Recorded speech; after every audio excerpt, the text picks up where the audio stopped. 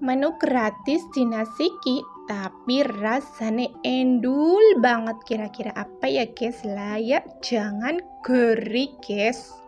Ana sing ngarani cecek, enom, tiwel lah, pokoknya terserah arane apa bae. Beda daerah, beda desa, beda aran. Bumbune biasa bae. Bawang merah, bawang putih Lombok, tak sogi resek karo gula miki ya guys.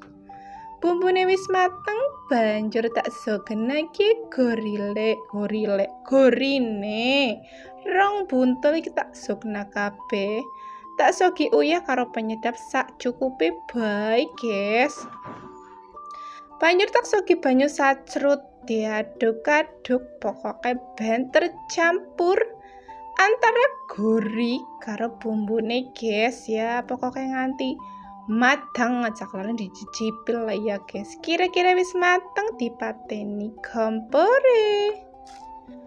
Lanjut tak wadahi maring piring sing ambane pelke guys. Dadi sak piring munjung guys anu rong buntel. Alhamdulillah.